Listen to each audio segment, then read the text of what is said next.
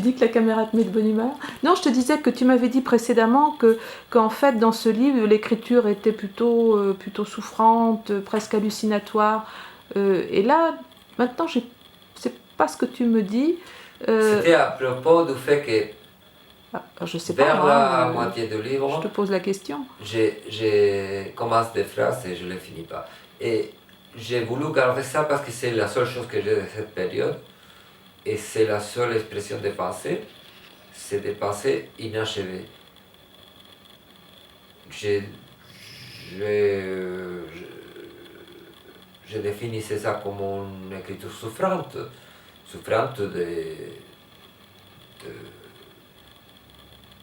du fait de se voir interrompu par la maladie, mais et du fait que j'étais dans un état second et que j'ai voulu conserver ces traces d'écriture comme vestige d'une existence fébrile.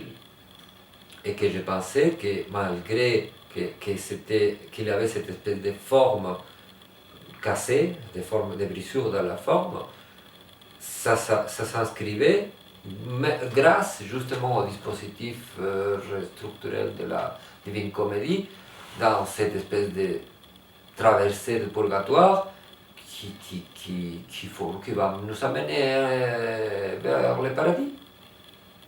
C'est-à-dire qui va nous amener vers le livre, vers le fait que ça se dépose sur la page.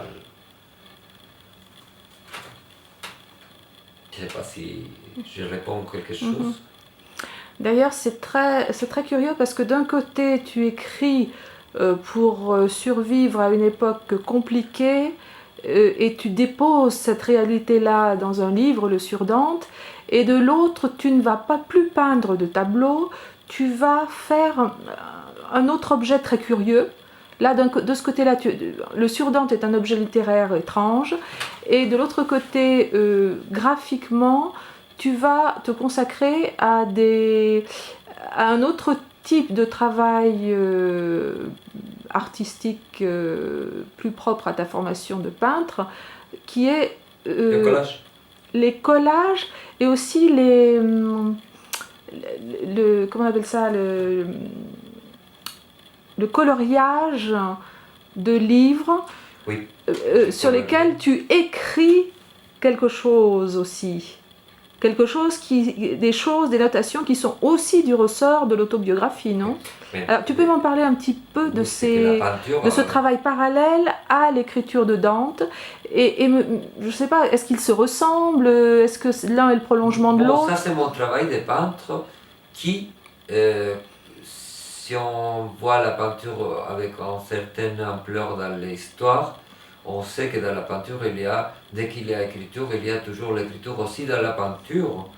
Dans la peinture chinoise, c'est fréquent, et au Moyen-Âge, et dans les illuminures. Ce qui est rare, c'est la peinture où il n'y a pas d'écriture. Donc, en effet, quelque part, la peinture, c'est une autre partie du livre. Le livre, il est dans le même espace que les tableaux. Et il faut toujours savoir ça, que quelque part dans le monde de l'art, dans le même espace où il y a un livre, il y a aussi un tableau. Et c'est pour ça qu'un peintre est aussi écrivain. Tandis qu'un écrivain, parfois n'est pas un peintre.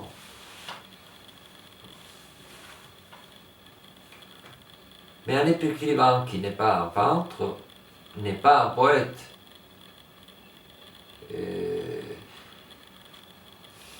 Je pense que ça, il faut le signaler.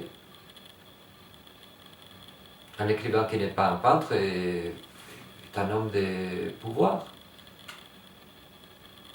Même Georges Bataille, on peut considérer que c'était un monsieur qui occupait un poste intellectuel, mais ce n'était pas un poète. Un poète, c'est Pierre Klossowski ou c'est le très connu Antonin Artaud. Mais pas Georges Bataille. Georges Bataille, ça passe, ça n'a plus d'intérêt. C'est circonstanciel, c'est un poulet, c'est bombastique, ça s'est défait après quelques décennies. Parce qu'il n'est pas peintre.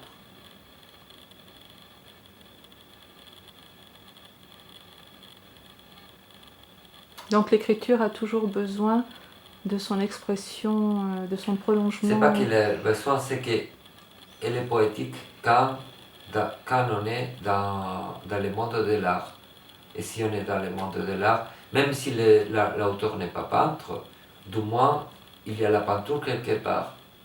Parce que là où il y a un livre, il doit avoir un tableau, à mon avis. Merci. Fin du premier entretien sur Dante. Merci à vous. Tiens, tu me vois À maintenant? toi.